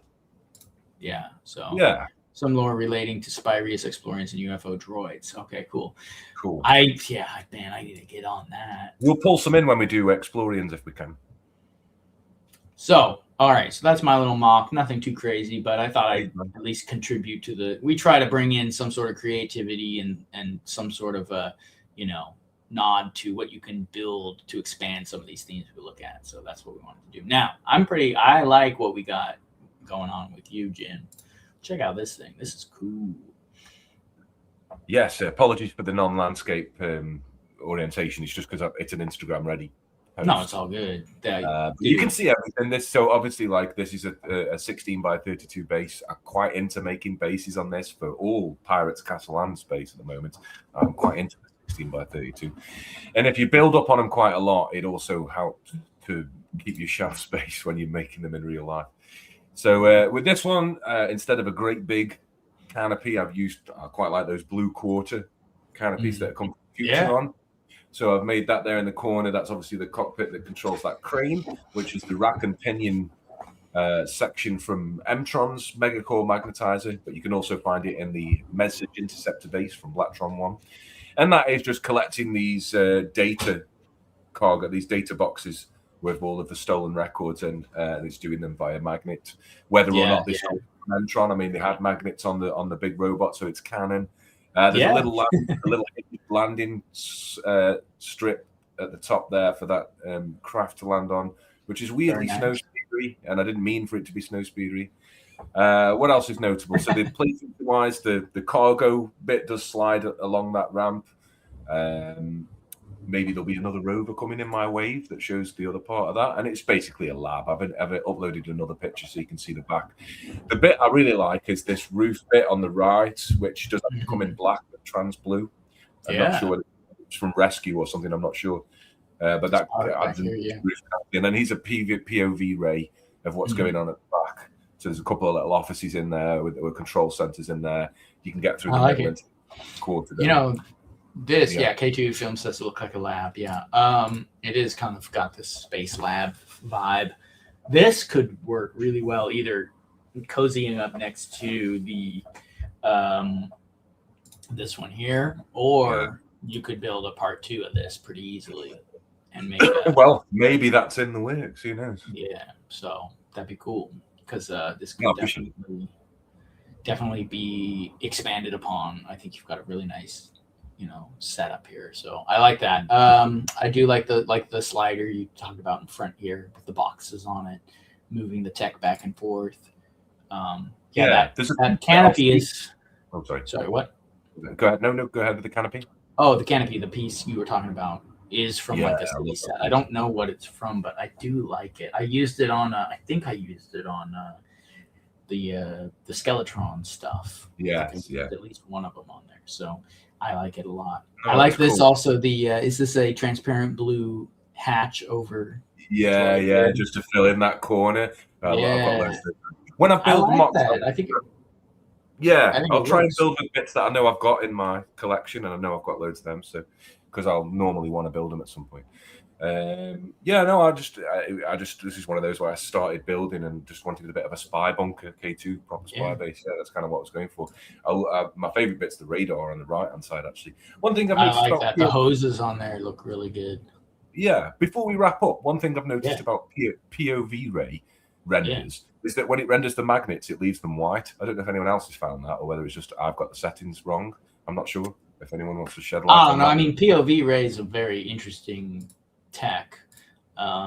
It does render a couple of things. Like for mine, you can see the transparent blue. It's a little rough. Like the dish on top looks black, trans black. Yeah. Over here, this looks kind of like a transparent black thing. So the transparent pieces are a little rough. I see that though, the white magnets. That kind of reminds me of something I think that even a while back, the original render might have been rendering these as white, even in the like photo render, and then they fixed it. So it might just be an issue. I would assume it's an issue, not something that's done on purpose. For sure. And I will I'll make reference to one more piece. I think this is about 300-ish, maybe, Josh. I can't remember. It's not massive. If you flip it around to the original picture, I'll show you a piece that I really like just before we wrap up. There's a 2x2 jumper with just one stood in the middle. You can get that in trans blue now, and it was in the pick-a-brick. Like one of the last times I came back from Birmingham when I was finishing my teacher's training. So I got like a massive handful of them because I love jumpers anyway. But trans blue jumper, I thought, man, that's going to come in for space. So that's why this build is littered with them, because I've got so many in my actual collection, so I'll be able to build with them. That's cool, man. Trans blue jumpers they do exist, and they're cool, man. That's what the boxes are sat on. I see that. Yeah. Wow, that's a great piece. I didn't realize. That's really fantastic. Lorem says, thank you, Minecraft. That is the Minecraft piece, or at least utilized a lot on that. Probably came out for it. I did. Oh, well done, Lorem. I didn't know that. That's cool. No, that makes sense. Minecraft actually sneaks in some of the best parts. You just forget because a lot of us don't build too much. My son has a lot of Minecraft stuff, but Clammock says a super cool base, and I actually really like the Spy Snow Speeder. The Spy Speeder, says KJ. Nice. So this one, I think I called this one. What did I call this base? No, operative outpost, because operative is another word for spy, isn't it? Yeah. So operative outpost. I like what you call. What did you call mine? Recon. Brig. What was the other B word involved? Binocular brig. Is that what it was? Yeah. I like binocular brig and operation outpost. Yeah, I'll build them both and put them on my shelf next to each other, and when I get that lattice piece, we'll bask in the glory again. So yeah, that's my contribution for Spyrius today.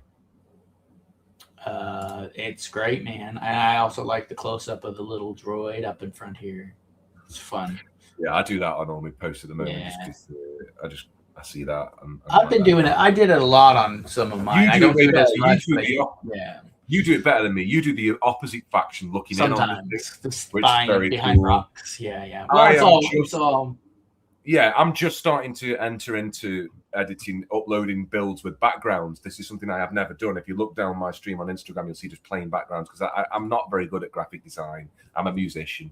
But same. I mean, I'm not great either. Yeah. But I've got Canva now. I've got a license for Canva being a teacher, so I've got that on my phone, and that improves my workflow, being able to do it on my phone. So I'm getting into it. Hopefully, people like this presentation style, and yeah.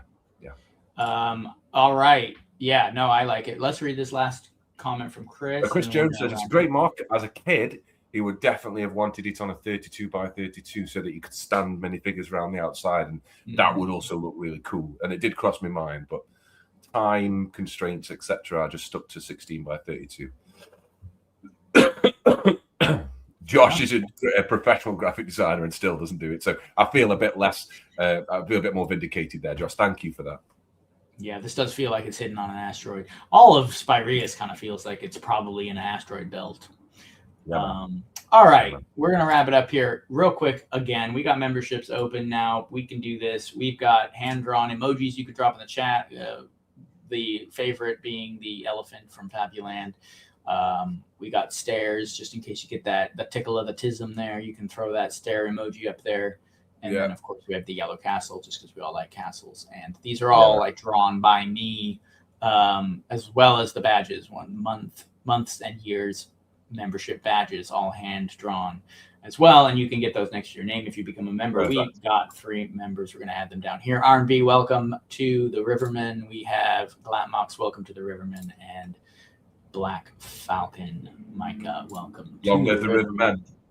So that's all available now. We're going to keep pushing that. We're going to try to get 10 by the end of the year. We got half of that already, and most of those were from today. So really appreciate that. We're going to keep doing that and move forward. Excellent. Yeah, and that's it. That's what we're gonna wrap it up on that note. Thank you so much for joining the channel. Thank you much for liking, subscribing, sharing all the things that you guys do, watching it back, dropping comments. It's fantastic. That was the Spyrius talk. A lot of good diversions, a lot of good bunny trails. I like that we can go long enough to really look into that stuff and engage with you guys in the chat, because that's really like kind of the best part. So we've got the right crowd for that kind of stuff. I feel like our crowd is the right kind for that kind of stuff. So that's ace. Yeah, thanks everyone. It's been another great show, and thank you, Jason, as always, for having me on.